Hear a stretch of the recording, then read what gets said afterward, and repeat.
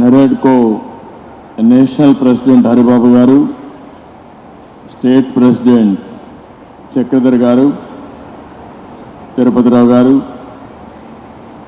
వేదిక పైనున్న వివిధ కార్పొరేషన్లకు సంబంధించి చైర్మన్లు, నెరేడ్కో సభ్యులందరికీ కూడా పేరు పేరున మనస్ఫూర్తిగా నమస్కారాలు, అభినందనలు, శుభాభినందనలు. ఈరోజు నేను ఇక్కడికి వచ్చింది మళ్ళీ పడకేసినటువంటి నిర్మాణ రంగాన్ని పైకి తీసుకురావాలి అనే ధ్యేయంతో నేను ఇక్కడికి వచ్చాను. మీకందరికీ కూడా నూతన సంవత్సర శుభాకాంక్షలు. తొందరలోనే సంక్రాంతి కూడా వస్తుంది. సంక్రాంతి శుభాకాంక్షలు. ఇదే కాకుండా భవిష్యత్తులో కన్స్ట్రక్షన్ యాక్టివిటీకి పెద్ద బూస్టప్ రావాలని మనస్ఫూర్తిగా నూతన సంవత్సరంలో కోరుకుంటున్నాను. ఈరోజు మీరు చూస్తే ఎన్నికలప్పుడు మేము చూసాం, నిర్వీర్యమైన రాష్ట్రం, ఎక్కడికి పోయినా సమస్యల వలయం, అన్ని రంగాలు కూడా పతనావస్థకు చేరిపోయినాయి. నిర్మాణ రంగం అయితే అడ్రస్ లేకుండా పోయే పరిస్థితి వచ్చింది. మేము ఆ రోజు ఒకే మాట చెప్పాం, మమ్మల్ని ఆశీర్వదించండి, మళ్ళీ ఆంధ్ర రాష్ట్రాన్ని అన్ని రంగాలలో అభివృద్ధి చేసే బాధ్యత మేము తీసుకుంటామని చాలా స్పష్టంగా ఆ రోజు మీ అందరికీ హామీ ఇచ్చాం. మా హామీలు నమ్మారు. ఎప్పుడు చరిత్రలో నేను చాలాసార్లు ఎన్నికల్లో పోటీ చేశాను, కానీ స్ట్రైక్ రేట్ చూస్తే 93%, అంటే పెట్టిన అభ్యర్థుల్లో 93% గెలిచారు.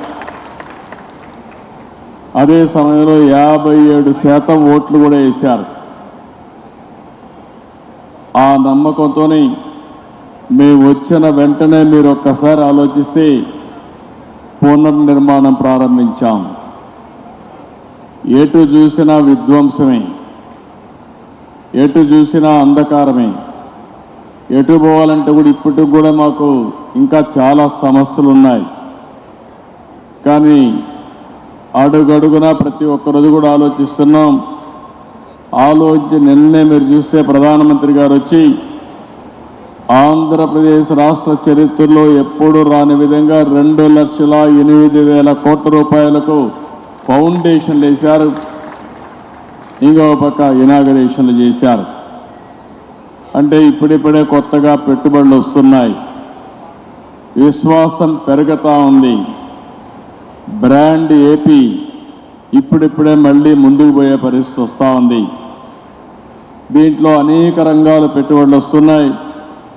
ఆ రంగాలు మీరు చూస్తే ఎప్పుడు కూడా నూతనమైన రంగాలను అందిపుచ్చుకోవడంలో ఒక పక్కన ఎన్డీఏ కానీ తెలుగుదేశం పార్టీ కానీ ఎప్పుడూ ముందుంటాం. ఈరోజు మీరు చూస్తున్నారు, 95లో హైదరాబాద్లో ఏమీ లేని సమయంలో అంచెలంచెలుగా అభివృద్ధి చేసి ఈరోజు ఇండియాలోనే నెంబర్ 1 సిటీగా, మోస్ట్ లివబుల్ సిటీగా తయారు చేశామంటే ఆ రోజు చేసిన ఫౌండేషనే. అక్కడ కూడా ఆ రోజు నిర్మాణ రంగమే లేదు. అలాంటి నిర్మాణ రంగాన్ని ముందుకు తీసుకుపోయాం. స్టెప్ బై స్టెప్ అభివృద్ధి చేశాం, ముందుకు వచ్చాం. ఈరోజు మీరు చూస్తే ఒక విషయం మనం గుర్తుపెట్టుకోవాలి, ఒక ఎకో సిస్టమ్ క్రియేట్ కావాల్సిన అవసరం ఉంది. ఒక పక్క ఇండస్ట్రీస్ రావాలి, ఒక పక్క వ్యవసాయం అభివృద్ధి కావాలి, పర్యాటక రంగం కూడా ఊపందుకోవాలి. ఇంకొక పక్కన ఇవన్నీ ఎంత పెద్ద ఎత్తున పెరిగితే అంత పెద్ద ఎత్తున రియల్ ఎస్టేట్ కానీ నిర్మాణ రంగం కానీ ముందుకు పోయే పరిస్థితి వస్తుంది. ఒక నిర్మాణ రంగంలో మేము అనేకసార్లు చెప్పాం, 30-40 లక్షల కుటుంబాలు నిర్మాణ రంగం పైన ఆధారపడుతున్నారు. గడచిన 5 సంవత్సరాల్లో ఇసుక కూడా దొరకని పరిస్థితి ఉంటే నేను వస్తానే ఉచిత ఇసుక మళ్ళీ తీసుకొచ్చి ఎవ్వరు కూడా ఇసుక కొరత లేకుండా చేయగలిగాం. ఎక్కడైనా సరే నేను ఒకటే మిమ్మల్ని కోరుతున్నా, మీకు ఎవ్వరికి ఇసుక దొరకకపోతే నిర్మాణ రంగంలో మీరు దబాయించి తీసుకునే హక్కు ఈ ప్రభుత్వం మీకు ఇచ్చిందని చెప్పి కూడా నేను మీకు తెలియజేస్తున్నా. ఈరోజు ఇక్కడ చూసినప్పుడు ఈ సంస్థ కూడా 1995లో ఏర్పాటైంది. ఆ సంవత్సరం నేను హైదరాబాద్లో మొట్టమొదటిసారిగా ముఖ్యమంత్రిగా నిర్మాణ రంగాన్ని కూడా ప్రారంభించాం, డెవలప్మెంట్ స్టార్ట్ చేశాం. అక్కడి నుంచి అంచెలంచెలుగా పెరిగింది.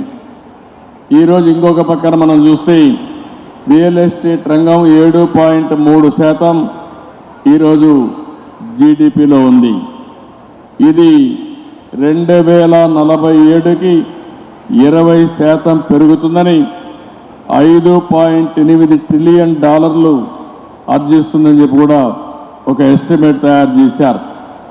ఒక విషయం మనం గుర్తుపెట్టుకుంటే, అన్ని రంగాలు అభివృద్ధి చేస్తే అల్టిమేట్గా ప్రజల జీవన ప్రమాణాలు పెరగాలంటే నిరంతరం నిర్మాణ రంగం అభివృద్ధి అవుతూనే ఉంటుంది. ఒక ఇల్లు కడతాం, డబ్బులు వస్తాయి, మళ్ళా కొట్టేసి ఇంకొక ఇల్లు కట్టే పరిస్థితికి వస్తారు. అంటే ఎవరైనా సరే ఈ సివిలైజ్డ్ వరల్డ్లో, ఒక నాగరిక ప్రపంచంలో నిర్మాణం అనేది కంటిన్యూగా జరుగుతుంది. ఏ సొసైటీ అయితే బాగా అభివృద్ధి అవుతుందో అక్కడ ఈ డెవలప్మెంట్ అనేది అనునిత్యం కూడా ముందుకు పోయే పరిస్థితి వస్తుంది. ఈరోజు ఇక్కడ చూస్తే నేరడ్కో కూడా ఒక పక్క క్రీడా ఉన్నారు, ఒక పక్క క్రీడా ఉంది, ఇంకో పక్క నేరడ్కో ఉంది. మీరిద్దరు కూడా బ్రహ్మాండంగా పనిచేస్తున్నారు. ఇద్దరూ కలిసి ఎప్పటికప్పుడు నిర్మాణ రంగాన్ని అభివృద్ధి చేయడానికి మీరు ముందుకు రండి. మీరే కాకుండా చిన్న ఆర్గనైజేషన్స్ వాళ్ళు కూడా కోరుతున్నా, ఈ ప్రభుత్వం మీకు అండగా ఉంటాం, ట్రాన్స్పరెంట్గా ఉంటాం, రియల్ టైంలో మీ సమస్యల పరిష్కారం చేయడానికి మేము ముందుంటామని చెప్పి కూడా మీ అందరికీ హామీ ఇస్తున్నా. ఇదే కాకుండా ఈరోజు నారాయణ గారు చెప్పారు, అమరావతి కానీ అభివృద్ధి అయి ఉంటే ఇప్పటికి ఈ ప్రాంతం అంతా కూడా నిలదొక్కునేది. ఒక అమరావతిని పూర్తిగా నిర్వీర్యం చేసి రాష్ట్రంలో నిర్మాణ రంగం అనేది నిలదొక్కోకుండా చేసే పరిస్థితికి వచ్చారు. ఇంకో పక్కన ఎక్కడ చూసినా డెమాలిషన్ చేయడం, భయభ్రాంతులను చేయడం, ఇలాంటి చాలా కార్యక్రమాలు కూడా జరిగాయి. 5 సంవత్సరాలు నేను చూశాను. అన్ని రంగాల కంటే నిర్మాణ రంగం పూర్తిగా దెబ్బతినే పరిస్థితికి వచ్చింది. ఈరోజు మళ్ళీ మీరు చూసినప్పుడు ఈ 7 నెలలే మేము వచ్చిన తర్వాత 7 నెలలు అయింది. బిల్డ్ ఏపీ అనే నినాదంతో ఈరోజు మనందరం ముందుకు పోతున్నాం. నిర్మాణ రంగానికే కాకుండా అనుబంధ రంగాల్లో అన్నిటికీ ప్రాధాన్యత ఇచ్చాం. ఈ ప్రాధాన్యత వల్ల ఎక్కడికక్కడ ఒక పద్ధతి ప్రకారం ఇవన్నీ జరిగే పరిస్థితికి వస్తున్నాయి. మీరు ఒక పక్కన చూస్తే నా జీవితంలో ఎప్పుడూ చూడని విధంగా ఈరోజు భూ సమస్యలు వచ్చాయి. నాకు వచ్చే 100 పిటిషన్లు వస్తే అందులో 60-70 ల్యాండ్ రిలేటెడ్ సమస్యలే వచ్చాయి. రికార్డ్స్ తారుమారు చేశారు, భూ కబ్జాలు చేశారు, ఒకరి భూమిని ఇంకొకరు రాహించారు. కడాన సొంత ఒక ల్యాండ్ టైట్లింగ్ యాక్ట్ కూడా తీసుకొచ్చి ఇష్టానుసారంగా చేస్తే అవన్నీ రద్దు చేసి ఈ ల్యాండ్స్ అన్నీ మళ్ళీ ప్యూరిఫై చేయాలంటే చాలా సమయం తీసుకొచ్చే పరిస్థితి వచ్చింది. నేను మిమ్మల్ని అందరూ కూడా నిర్మాణ రంగంలో ఉన్నారు కాబట్టి ఇప్పుడే తిరుపతిరావు గారు కానీ మీ వాళ్ళందరూ చెప్పారు, ఒక మాట చెప్పారు, మేము తప్పు చేయం, ఎవరైనా మాలో తప్పు చేసే వాళ్ళు ఉంటే గట్టి చర్యలు తీసుకోమని వాళ్ళు కోరారు. అందుకే నేను చెప్తున్నా, ఈరోజు first time land grabbing prohibition act కూడా తీసుకొచ్చాం.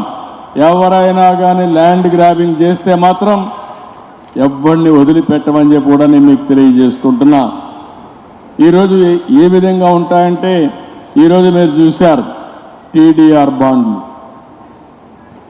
డబ్బులు తీసుకునేది ఒకరు, నష్టపోయింది ఇంకొకరు. ఈరోజు ఎక్కడికక్కడ దీన్ని కూడా ఒక పెద్ద ఫ్రాడ్ చేసే పరిస్థితికి వచ్చారు. నేను నారాయణ గారికి అదే చెప్పాను, దోషుల్ని వదిలిపెట్టకూడదు, అమాయకుల్ని పనిష్ చేయకుండా ఏ విధంగా చేయగలుగుతారో అది చేయడానికి కూడా ఈ ప్రభుత్వం సిద్ధంగా ఉందని చెప్పి కూడా నేను మీకు తెలియజేస్తున్నా. ఈరోజు మీరు అందరూ ఒకసారి గుర్తుపెట్టుకుంటే 2047 విజన్ డాక్యుమెంట్ ప్రధానమంత్రి గారు వికసిత్ భారత్ తయారు చేశారు. అదే సమయంలో ఆంధ్రప్రదేశ్ రాష్ట్రం స్వర్ణ ఆంధ్రప్రదేశ్ విజన్ డాక్యుమెంట్ తయారు చేశాం. అందులో కూడా 2.5 ట్రిలియన్ యుఎస్ ఎకానమీకి నాంది పలికేట్టుగా ముందుకు పోతున్నాం. ప్రతి ఒక్కరి తలసరి ఆదాయం $43,000 2047 ఉండాలని నిర్దిష్టమైన ప్రణాళికలు తయారు చేశాం. ఈరోజు మీరు చూస్తే 7 నెలలైంది మేము వచ్చి, ఇప్పటికీ 4 లక్షల కోట్ల రూపాయలు పెట్టుబడులకు అగ్రిమెంట్లు చేశాం, పనులు ప్రారంభిస్తున్నాం. దీనివల్ల 4 లక్షల మందికి ఉపాధి కల్పించే అవకాశాలు వస్తాయి. మేము ఒకే నినాదం పెట్టుకున్నాం, 20 లక్షల మందికి ఉద్యోగాలు ఈ 5 సంవత్సరాల్లో ఇవ్వాలనేది ఎన్డీఏ నినాదం అని చెప్పి కూడా నేను మీకు తెలియజేసుకుంటున్నా. ఈరోజు అమరావతి దగ్గర 50,000 కోట్ల రూపాయలతో పనులు ప్రారంభించడానికి ముందుకెళ్తున్నాం. ఇది కూడా సెల్ఫ్ ఫైనాన్సింగ్ ప్రాజెక్ట్. ఇది నేను పదే చెప్తున్నాను. రైతులు ముందుకొచ్చారు. ప్రపంచంలో ఎక్కడా జరగని నూతన ప్రయోగం. హైదరాబాద్ అభివృద్ధి అయింది. హైదరాబాద్లో సైబరాబాద్ ఏరియాలో ప్రభుత్వ భూములు ఎక్కువ ఉండేటివి. ఆ ప్రభుత్వ భూములన్నీ కూడా సద్వినియోగం చేశాం, అభివృద్ధి చేశాం. ప్రైవేట్ వాళ్ళు కూడా బాగుపడే పరిస్థితికి వచ్చారు. ఎక్కడైతే రియల్ ఎస్టేట్ బాగా భూమి వస్తుందో అక్కడ సంపద సృష్టించే అవకాశాలు వస్తాయి. అదే ఈరోజు చూస్తే ఒక్క హైదరాబాద్ వల్ల తెలంగాణ రాష్ట్రానికి పర్ క్యాపిటల్ ఇన్కమ్ నెంబర్ 1గా చేయగలిగింది. భారతదేశంలో మొదటి రాష్ట్రం, తలసరి ఆదాయంలో ఎక్కువ ఉండే రాష్ట్రం తెలంగాణ రాష్ట్రం. దానికి కారణం హైదరాబాద్ నగరం. దానికి కూడా మీరు ఒకసారి చూస్తే ఇన్ఫర్మేషన్ టెక్నాలజీ కానీ, ఇంకో బయోటెక్నాలజీ కానీ, ఇంకో పక్క ఫార్మా కానీ, ఫైనాన్స్ కానీ అన్నీ కూడా తీసుకొచ్చి ఒక ఎకో సిస్టమ్ ఆ రోజు క్రియేట్ చేశాం. ఈరోజు హైదరాబాద్ నగరంలో ఔటర్ రింగ్ రోడ్ అనే ఒక అడ్వాంటేజ్ వచ్చింది. ఈరోజు ఇక్కడికి వచ్చినప్పుడు హైదరాబాద్ ఔటర్ రింగ్ రోడ్డు కంటే 183 కిలోమీటర్లు ఔటర్ రింగ్ రోడ్డు క్రియేట్ చేసి గుంటూరుకు అవతల ఔటర్ రింగ్ రోడ్డు వస్తుందంటే గుంటూరు కూడా అమరావతి లోపలనే వస్తుంది. ఈ రెండు కూడా కలిసిపోయే అవకాశం ఉందని చెప్పి కూడా నేను మీకు తెలియజేస్తున్నా. అందుకే నేను మిమ్మల్ని అందరినీ, ప్రభుత్వం అయితే ఒక స్పష్టంగా ఉన్నాం, అభివృద్ధి మా నినాదం. అభివృద్ధి చేశాం, చేసిన దాఖలాలు ఉన్నాయి. మళ్ళీ అలాంటి అభివృద్ధి చేయడానికి ఈ ప్రభుత్వం ముందుకు వస్తున్నాం. మేము ఒకటే ఆలోచిస్తున్నాం, మౌలిక సదుపాయాలకు ఎక్కువ పెద్దపీట వేస్తున్నాం. నాలెడ్జ్ ఎకానమీకి ముందుకు పోతున్నాం. ఈరోజు ఆంధ్రప్రదేశ్ రాష్ట్రాన్ని మీరు ఒక్కసారి చూస్తే తీర ప్రాంతం ఉంది, అనేక పోర్ట్లు వచ్చే అవకాశం ఉంది. భవిష్యత్తులో పోర్ట్ లెడ్ మ్యానుఫ్యాక్చరింగ్ ఎకానమీ వస్తే ఎకానమీ భూమి పరిస్థితి వస్తుంది. నిన్నటి వరకు రామాయంపట్నం చూశారు, మామూలు ప్రదేశం. ఈరోజు ఆ రామాయంపట్నంలో ఒక పోర్ట్ వస్తూ ఉంది. అదేవిధంగా బీపీసీఎల్ అయితే 70-80 వేల కోట్ల రూపాయలు పెట్టి రిఫైనరీ తీసుకొస్తున్నారు. వాళ్ళు వచ్చిన తర్వాత ఇంకా కొంతమంది వచ్చి భవిష్యత్తులో రామాయంపట్నం ఒక ఇండస్ట్రియల్ టౌన్షిప్గా తయారయ్యే పరిస్థితి వస్తుంది. ఎందుకు నేను ఈ మాట చెప్పానంటే ఆంధ్రప్రదేశ్ మొత్తం 1000 కిలోమీటర్లు తీర ప్రాంతం ఉంది. పోర్ట్లు డెవలప్ చేస్తే, మ్యానుఫ్యాక్చరింగ్ ప్రాధాన్యత ఇస్తే బ్రహ్మాండమైన అభివృద్ధి జరిగే పరిస్థితి వస్తుంది. ఒక 50,000 కోట్ల రూపాయలు నేషనల్ హైవేస్ వర్కులు జరుగుతున్నాయి. ఒక 60,000-70,000 కోట్ల రూపాయలు రైల్వే పనులు జరుగుతున్నాయి. ఈరోజు చెన్నై నుంచి కలకత్తా వరకు ఇప్పుండే డబుల్ లేన్ రైల్వే లైన్ని 4 లేన్స్ చేస్తున్నారు. ఇది కానీ జరిగితే లోకల్ ట్రైన్స్ అన్ని వస్తాయి, కనెక్టివిటీ పెరుగుతుంది, లాజిస్టిక్స్ ఇంప్రూవ్ అయ్యే అవకాశం వస్తుంది. అదే సమయంలో మనం కానీ అమరావతి పూర్తి చేసుకుని నాలెడ్జ్ ఎకానమీలో కొత్తగా మీరు చూస్తే ఆంధ్రప్రదేశ్ని ఒక గ్రీన్ హైడ్రోజన్ హబ్గా తయారు చేసే పరిస్థితి వస్తుంది. ఇక్కడ సోలార్ ఎనర్జీ ఉంది, అదే సమయంలో విండ్ ఎనర్జీ వస్తూ ఉంది, ఇంకో పక్క పంప్డ్ ఎనర్జీకి అనుకూలమైన స్థలం. ఈ మూడు కలిపితే గ్రీన్ హైడ్రోజన్ కూడా తయారు చేసి పోర్ట్ల ద్వారా ఎక్స్పోర్ట్ చేసే అవకాశం వస్తుంది. అదే నిన్న ప్రధానమంత్రి గారు 1,80,000 కోట్ల రూపాయలు విలువ చేసి గ్రీన్ హైడ్రోజన్ ప్లాంట్కి ఏదైతే గవర్నమెంట్ ఆఫ్ ఇండియా ఎన్టీపీసీ కానీ అదే మరి జెన్కో కానీ జాయింట్ వెంచర్తో పని ప్రారంభించే పరిస్థితికి వచ్చాం. ఇంకో పక్కన కాకినాడలో కూడా గ్రీన్ హైడ్రోజన్ ప్లాంట్ వచ్చే పరిస్థితి వస్తూ ఉంది. మీరు గుర్తుపెట్టుకోవాలి, రాబోయే 5 సంవత్సరాల్లో 10 లక్షల కోట్ల విలువ చేసే ప్రాజెక్టులు గ్రీన్ ఎనర్జీ కానీ గ్రీన్ హైడ్రోజన్ కానీ బయోఫ్యూయల్కి సంబంధించిన ప్రాజెక్టులు ప్రారంభిస్తున్నాం. ఇప్పటికీ రిలయన్స్ అయితే 60,000 కోట్ల రూపాయలు పెట్టుబడి పెట్టి బయోఫ్యూయల్కి ముందుకు వచ్చారు. వివిధ ప్రాంతాల్లో 500 యూనిట్లు పెట్టే పరిస్థితికి వచ్చారు. ఇలాంటి అనేక ఇంకో పక్క టెక్నాలజీ. నేను ఒకటే చెప్తున్నాను, ఇక్కడుండే మీరందరూ గుర్తుపెట్టుకోవాల్సిన అవసరం ఉంది. ఒకరోజు ఐటీ ప్రారంభించాం, దానివల్ల ఈరోజు ఆంటర్ప్రెన్యూర్స్గా తయారయ్యారు, ప్రపంచమంతా వెళ్ళారు. ప్రపంచమంతా వెళ్ళిన వాళ్ళలో గుంటూరు వాళ్ళు ఎక్కువ ఉన్నారంటే గుంటూరులో ఎప్పుడు కూడా అందరికంటే ముందుండే మనస్తత్వం ఈ గుంటూరు జిల్లాలో ఉందని చెప్పి కూడా నేను మీకు తెలియజేస్తున్నా. ఏదున్నా అందిపుచ్చుకుంటారు. ఇక్కడ ఉండే వాళ్ళు ఇక్కడే కాకుండా అమెరికాకు కూడా వెళ్ళి బ్రహ్మాండంగా రాణించే పరిస్థితికి వచ్చారు. ఈరోజు అమెరికాలో మీరు ఒక్కసారి చూస్తే 1995లో ప్రారంభించిన ఐటీ ఉద్యమం ఈరోజు అమెరికాలో ఉండే తెలుగు వాళ్ళు అగ్రస్థానం నిలబెట్టే పరిస్థితి వచ్చింది. అమెరికాలో ఉండే అమెరికన్ తలసరి ఆదాయం $60,000 అయితే అమెరికాలో ఉండే తెలుగువాడి ఆదాయం $1,20,000 అంటే అది తెలుగువాడి సత్తా అని చెప్పి కూడా నేను మీకు తెలియజేస్తున్నా. అలాంటి వాతావరణాన్ని ఇక్కడ ఎందుకు క్రియేట్ చేయలేమని అడుగుతున్నాను. అక్కడ సంపద సృష్టించగలిగాం, అక్కడ బ్రహ్మాండమైన ప్రోగ్రెస్ స్థాపించగలిగాం. అదే స్ఫూర్తి ఇక్కడ కూడా చూపిస్తే ఇది సాధ్యం అని చెప్పి కూడా నేను మీకు తెలియజేస్తున్నా. ఇంకో పక్క ఈ గుంటూరులోనే ఆ రోజు నేను ప్రారంభించినట్టు మీరు చూస్తే స్వచ్ఛ భారత్ రిపోర్ట్ నేనే ఇచ్చాను. ప్రధానమంత్రి గారు ఆ రోజు అడిగి ఒక 10 మంది ముఖ్యమంత్రులతో ఒక కమిటీ వేసి భారతదేశంలో ఏ విధంగా పరిశుభ్రంగా ఉండాలనో దానికి ఒక కమిటీ వేసి ఒక రిపోర్ట్ ఇచ్చాం. అందులో భాగంగానే వేస్ట్ ఎనర్జీ ప్లాంట్ ఇక్కడ గుంటూరులో పెట్టాం. ఇది సక్రమంగా పనిచేస్తూ ఉంది. ఈరోజు మీరందరినీ ఒకటే కోరుతున్నాను, ప్రతి నెల 3వ శనివారం స్వచ్ఛ ఆంధ్రప్రదేశ్ కార్యక్రమానికి శ్రీకారం చుట్టాం. ఈ స్వచ్ఛ ఆంధ్రప్రదేశ్ కార్యక్రమంలో నిర్మాణ రంగంలో ఉండే మీరు పూర్తిగా భాగస్వాములు కావాల్సిన బాధ్యత మీ అందరిపైన ఉంది.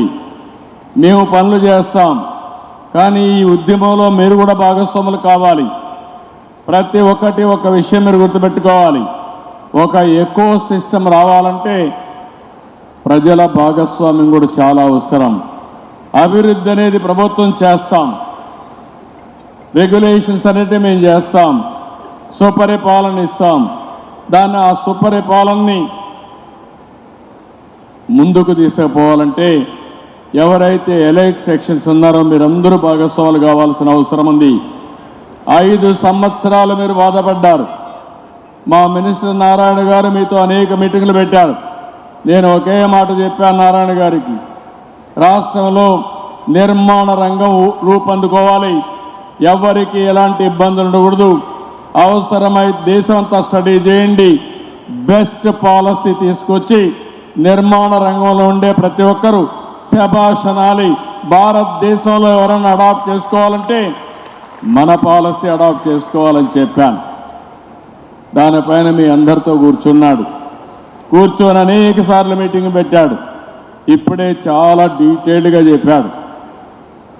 అన్ని నిర్ణయాలు తీసుకుని ఎన్ని వీలైతే అన్ని నిర్ణయాల్ని ఆయన సింప్లిఫై చేశాడు.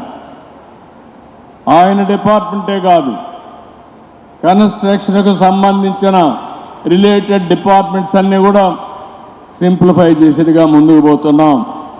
ఫైనల్గా మీరు ఒకసారి చూస్తే బెస్ట్ గైడ్లైన్స్ ఇవ్వడమే కాదు, భవిష్యత్తులో కూడా ఒకటి ఆమె ఇస్తున్నా, వేరే స్టేట్ ఎక్కడైనా మాకంటే బాగా చేస్తే అవి కూడా తీసుకురండి, దాన్ని కూడా అమలు చేసే బాధ్యత ఈ ప్రభుత్వం తీసుకుంటాం. నేను ఒక ట్రాన్స్పరెంట్గా ముందుకు పోతాం, ఎక్కడ కూడా ఎవరికి ఇబ్బంది లేకుండా చేస్తూనే ట్రాన్స్పరెంట్గా ముందుకు పోయే బాధ్యత మాది. ఇంకో పక్క ఇప్పుడే నారాయణ గారు చెప్పారు, రాబోయే 1 నెల 2 నెలల లోపలనే ఒక డాష్ బోర్డ్ తీసుకొస్తాం. ఎవరైనా మీరు నిర్మాణ రంగానికి సంబంధించిన వాళ్ళు ఒక పిటిషన్ పెట్టుకుంటే మీ ప్రపోజల్స్ పెడితే ఎన్ని రోజుల్లో క్లియర్ చేశారో అందులో చాలా క్లారిటీ ఇస్తాం. ప్రతి ఒక్క పర్మిషన్కి టైం పెడతాం, అవసరమైతే డీమ్డ్ క్లాస్ పెడతాం. ఒకవేళ ఈ సందర్భంలో ఈ టైంలో కానీ చేయకపోతే ఆటోమేటిక్గా కూడా మీకు పర్మిషన్ ఇచ్చి ఎవరైతే ఇవ్వలేదో వాళ్ళ పైన చర్యలు తీసుకునే పరిస్థితి వస్తుందని చెప్పి కూడా నేను మీకు తెలియజేస్తున్నా. టైం బౌండ్ ప్రోగ్రాం ప్రకారం ప్రతి ఒక్కటి క్లియర్ చేస్తాం, మీకు ఎలాంటి ఇబ్బంది లేని పనులు తీసుకొస్తాం. మీరు కూడా ఎక్కడ తప్పుడు చేయకుండా, ఎక్కడ కూడా మిస్టేక్ చేయకుండా, మన వాళ్ళు అన్నిట్లో చాలా ఫాస్ట్గా ఉంటారు. కానీ ఫాస్ట్గా ఉండే సమయంలో కొంతమంది అడ్డదారిలో పోవాలని చెప్పి కూడా ఆలోచిస్తారు. అలాంటి వ్యక్తుల వల్ల కూడా చెడ్డ పేరు వస్తుంది. ఇప్పుడు డ్రోన్స్ వచ్చాయి, టెక్నాలజీ పర్ఫెక్ట్గా వచ్చింది. ఇంత మునిపే తిరుపతిరావు గారు చెప్పినట్టు బిల్డింగులు కట్టినాక యాక్షన్ తీసుకోకర్లేదు. నెలకొక్కసారి ఒక డ్రోన్ పంపిస్తే మా నారాయణ గారు ఆటోమేటిక్గా రికార్డ్ అయిపోతాయి. మీరు ఫౌండేషన్ వేయాలనుకుంటే ఏక మునిపే దాన్ని నిలబెట్టే పరిస్థితి, శక్తి ఈరోజు గవర్నమెంట్కి ఉంది. అది కూడా చేయొచ్చు అని చెప్పి కూడా నేను మీకు తెలియజేస్తున్నా. మొత్తం టెక్నాలజీ అయితే పర్ఫెక్ట్గా వచ్చింది. సెటిలైట్ వచ్చింది, డ్రోన్స్ వచ్చాయి, సీసీటీవీ కెమెరాలు వచ్చేసాయి. నేను అందరికంటే ముందుంటాను. I'm talking now deep technology మాట్లాడుతున్నాను, ఆల్ వాక్స్ ఆఫ్ లైఫ్. ఒకసారి ఈ టెక్నాలజీని కానీ కరెక్ట్గా అనుసంధానం చేసుకుని ఇప్పుడు నిర్మాణ రంగాన్ని కూడా చూస్తున్నాను. నూతన వరవళ్లకు శ్రీకారం చుట్టారు. ఆర్టిఫిషియల్ ఇంటెలిజెన్స్ ఉపయోగించుకుంటున్నారు. కొత్త క్రియేటివిటీ పెట్టి మీ కస్టమర్స్కి ఎలాంటి మెరుగైనటువంటి క్రియేటివ్ సర్వీసులు ఇవ్వాలనో మీరు ఆలోచించే పరిస్థితికి వచ్చారు. నేను మళ్ళీ చెప్తున్నా, ఆంధ్రప్రదేశ్ పరిస్థితి అయితే ఇప్పుడిప్పుడే ప్రారంభిస్తున్నాం. నిన్నటి వరకు పడుకున్న మిమ్మల్ని అందరినీ లేచి కూర్చొని పెట్టాం. ఇంకా మీరు నడవాలి, నడిచిన తర్వాత పరిగెత్తాలి. ఇంకా ఆ స్టేజ్కి రాలేదు. ముందు రాష్ట్రానికి ఆక్సిజన్ లేకుండా వెంటిలేటర్ పైన ఉంటే ఇప్పుడిప్పుడే వెంటిలేటర్ తీసి కొద్దిగా ఆక్సిజన్ ఇచ్చి ముందుకు పోయే పరిస్థితికి వచ్చాం. నేను ఇవన్నీ అతిశయోక్తి కింద చెప్పడం లేదు. మాకు ఒక బాధ్యత ఉంది. ఒక పక్క సంక్షేమం చేయాలి, ఇంకో పక్క అభివృద్ధి చేయాలి. ఇవి రెండు చేయాలంటే సుపరిపాలన ద్వారానే సాధ్యం. ఈరోజు ఇక్కడికి వచ్చాను, కానీ టైం చాలా టైట్గా ఉంది. కానీ ఒకటే ఆలోచించాను, నిర్మాణ రంగం కుదేలైంది. ఈ నిర్మాణ రంగానికి చేయూతనివ్వాలి. ఒకసారి కాదు 100 సార్లు ఈ విధంగా మీ దగ్గరికి వస్తే తప్ప మీలో శక్తి రాదనే ఉద్దేశంతోనే నేను ఇక్కడికి వచ్చాను. అండగా ఉంటాం, అన్ని విధంగా చేయూతనిస్తాం. మీరు కూడా పాతవన్నీ మర్చిపోయి ముందుకు పోయే విధానానికి శ్రీకారం చుట్టండి. ఈరోజు మీరు చూసినప్పుడు 14-19లో కియాన్ తీసుకొచ్చాం. ఒక వెనుకబడిన జిల్లా అనంతపురం జిల్లా, అలాంటి జిల్లాలో కియా మోటార్ వచ్చిన తర్వాత ఆ ప్రాంతం రూపురేఖలే మారిపోయే పరిస్థితి వచ్చింది. ఈరోజు అలాంటి పెట్టుబడులు పెద్ద ఎత్తున తేవడానికి ఈ ప్రభుత్వం ముందుకు పోతున్నాం. మేము చేయవలసిన ప్రయత్నం అంతా చేస్తాం. నేను ఇంకొక పక్క మీరు చూస్తే ఇయర్ ఆన్ ఇయర్ రాబోయే 2047 వరకు 15% గ్రోత్ రేటు పెట్టుకున్నాం. ఇండస్ట్రీస్ రావాలి, వ్యవసాయ రంగం అభివృద్ధి కావాలి, వ్యవసాయ రంగంలో ఆధునికత, అదే మరిగా వాల్యూ అడిషన్ రావాలి. వ్యవసాయ రంగంలో రా మెటీరియల్స్ పంపించడమే కాకుండా వ్యవసాయ రంగంలో వ్యవసాయ ఆధార పరిశ్రమలు రావాలి. ఇవన్నీ రావాలంటే మళ్ళా ఇన్ఫ్రాస్ట్రక్చర్ డెవలప్ కావాలి. ఆ ఇన్ఫ్రాస్ట్రక్చర్లో construction infrastructure major role play చేస్తుంది. దీన్ని ఈరోజు గుర్తించడం కాదు, 95-96 నేను గుర్తించి అప్పట్లో నేషనల్ అకాడమీ ఆఫ్ కన్స్ట్రక్షన్ తీసుకొచ్చాను. ఇప్పుడే మీ ప్రెసిడెంట్ గారు హరిబాబు గారు చెప్పారు మేము స్కిల్ డెవలప్మెంట్ చేస్తామని. నేను ఆ రోజే నేషనల్ అకాడమీ ఆఫ్ కన్స్ట్రక్షన్ పెట్టి తెలుగు వారు ఎప్పుడు కూడా కన్స్ట్రక్షన్లో ముందు ఉన్నారు. దేశమంతా కన్స్ట్రక్షన్ అంటే మన కంపెనీలో ఉన్నాయి, కానీ మనలో కూడా ఇంకా మేషన్స్ కానీ కార్పెంటర్స్ కానీ లేకుంటే వేరియస్ కన్స్ట్రక్షన్ వర్కర్స్లో స్కిల్స్ తక్కువ ఉన్నాయి. ఈరోజు మోడర్నైజేషన్ వచ్చింది, మోడర్న్ టూల్స్ వచ్చాయి, ఎక్విప్మెంట్ వచ్చింది. మనం అవన్నీ ఉపయోగించుకొని స్కిల్ డెవలప్మెంట్ చేస్తే వారు చెప్పినట్టు 500 రూపాయలు సంపాదించే వ్యక్తి 1500 రూపాయలు సంపాదించే పరిస్థితి వస్తుంది. అంటే 3 రెట్లు ఆదాయం పెరగగలిగితే దీనివల్ల అనేక విధాలుగా ఎకానమీకి ఒక బూస్ట్ వచ్చే అవకాశం వస్తుంది. నేను ఇలాంటి వినూత్నమైన ఆలోచనలు కూడా చేస్తున్నాం. ఈరోజు మీరు చూస్తే మనమందరం కూడా ఒక విషయం గుర్తుపెట్టుకోవాలి. ప్రపంచం మొత్తం డేటా అంతా ఉంది. భవిష్యత్తులో డేటా అనేది ఒక పెద్ద ఆస్తిగా తయారవుతుంది. ఎప్పుడైతే డేటా ఉందో రియల్ టైంలో సెటిలైట్ కానీ లేకపోతే డ్రోన్ కానీ సీసీటీవీ కెమెరా కానీ సెల్ ఫోన్ ద్వారా రియల్ టైం ఇన్ఫర్మేషన్ గ్యాదర్ చేసే పరిస్థితి వస్తుంది. ఆర్టిఫిషియల్ ఇంటెలిజెన్స్ మెచ్యూర్ అయింది. భవిష్యత్తులో మీరు అందరూ కూడా గుర్తుపెట్టుకోవాల్సిన అవసరం ఉంది. ఒకప్పుడు ఐటీ గురించి మాట్లాడాం, ఐటీ లిటరేట్గా ఉండాలని చెప్పి అన్నాం. ఇప్పుడు ఆర్టిఫిషియల్ ఇంటెలిజెన్స్ని ప్రతి ఒక్కరూ అడాప్ట్ చేసుకుని మీ నిజ జీవితంలో ఆర్టిఫిషియల్ ఇంటెలిజెన్స్ వాడుకోగలిగితే మీరు నిర్ణయాలు కూడా 90% మంచి నిర్ణయాలు తీసుకునే అవకాశం వస్తుంది. సరైన నిర్ణయాలు చేయగలిగితే ఆటోమేటిక్గా ఫెయిల్యూర్ తగ్గితే మీరు అనుకున్న ప్రగతి చాలా సులభం అవుతుందని చెప్పి కూడా నేను మీకు తెలియజేస్తున్నా. అందుకే ఒకప్పుడు నేను ఇన్ఫర్మేషన్ టెక్నాలజీ ప్రాధాన్యత ఇమ్మన్నాను. ఇప్పుడు అందరికీ చెప్తున్నా ఆర్టిఫిషియల్ ఇంటెలిజెన్స్ కూడా అడాప్ట్ చేసుకోండి.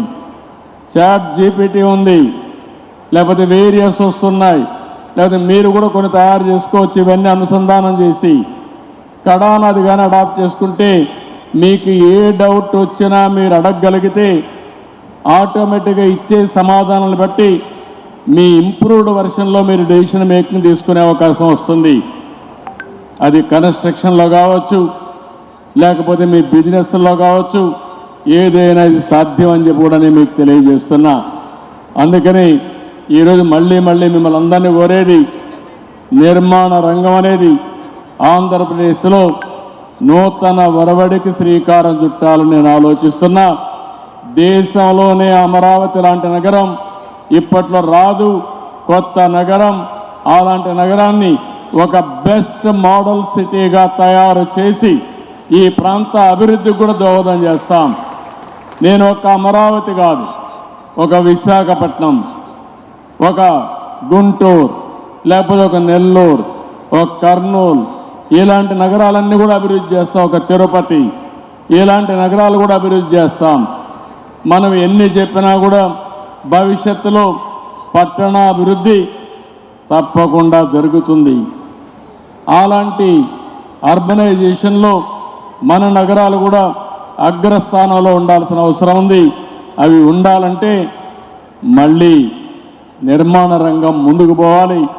నిర్మాణ రంగంలో ఉండే నెరేడ్కో కానీ మిగిలిన ఆర్గనైజేషన్స్ కానీ పోటీ పడి మీరు పనిచేయాలని మనస్ఫూర్తి కోరుకుంటూ ఈ నూతన సంవత్సరం ఈ కార్యక్రమం ప్రారంభించాం. I wish all the best. ఈరోజు మిమ్మల్ని అందరినీ చూసాం. ఇప్పుడే మా మిత్రుడు చెప్తున్నాడు అనాథరైజ్డ్ లేఅవుట్స్ అన్ని నియంత్రించాలని. నేను ముందే చెప్పా, మా నారాయణ గారు ఆ పని మీద ఉన్నారు. నేను ఒకటే చెప్తున్నా, ఎవరైనా సరే భవిష్యత్తులో అనాథరైజ్డ్ కన్స్ట్రక్షన్ దగ్గరికి రావద్దండి. మీరు కూడా పూర్తిగా సహకరించండి. నేను ఈ రాష్ట్రంలో ఒకటే చెప్తున్నాను, ప్రభుత్వం ట్రాన్స్పరెంట్గా ఉంటాం, గుడ్ గవర్నెన్స్ ఇస్తాం. అదే సమయంలో కొన్ని పనులు నేను చూస్తున్నాను. చెడు పని చేయాలంటే చాలా సులభం, చెడగొట్టాలంటే కూడా చాలా సులభం.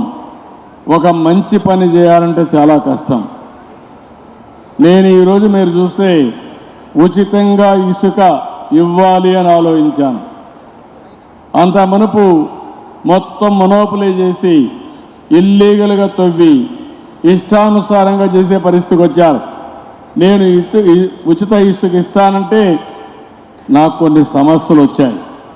నేను ఒకటే చెప్పాను, ఎట్టి పరిస్థితుల్లో ఉచిత ఇసుక ఇస్తాన్నాం, ఫ్రీ శాండ్ ఇస్తాన్నాం, ఎవరు వచ్చినా వదిలిపెట్టనని చెప్పి ఇప్పటికే చాలా వరకు సక్సెస్ అయ్యాం.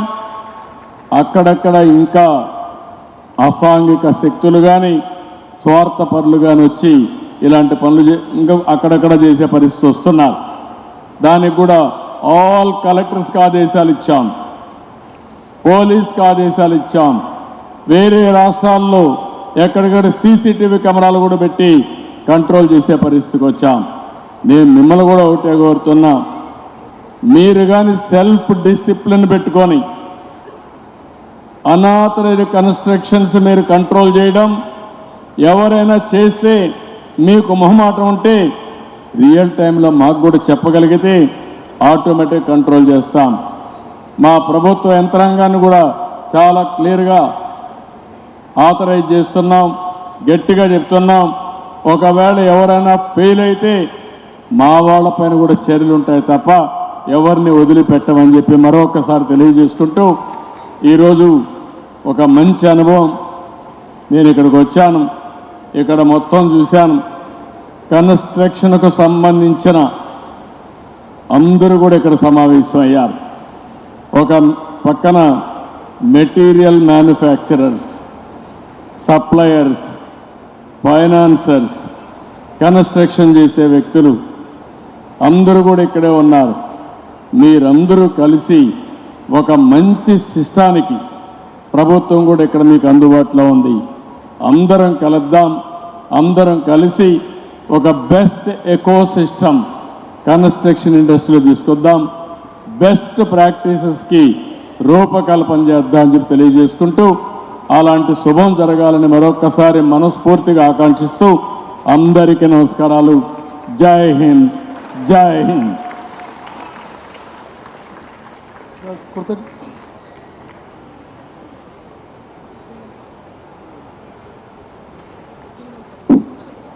మీకు కృతజ్ఞతలండి. ఆంధ్రప్రదేశ్ త్వరలో పెట్టుబడిదారులకి స్వర్గధామం అవుతుందని, ఆంధ్రప్రదేశ్ దేశంలోనే అగ్రగామిగా మారుతుందని చెప్పేసి మీరు చెప్పారు. మీకు ప్రత్యేకమైన ధన్యవాదాలు. ఇప్పుడు మాదల శ్రీనివాస్ గారిని, అశోక్ గారిని పైకి వచ్చి మెమోంటో ఇవ్వాల్సిందిగా కోరుతున్నాను. మాదల శ్రీనివాస్ గారు.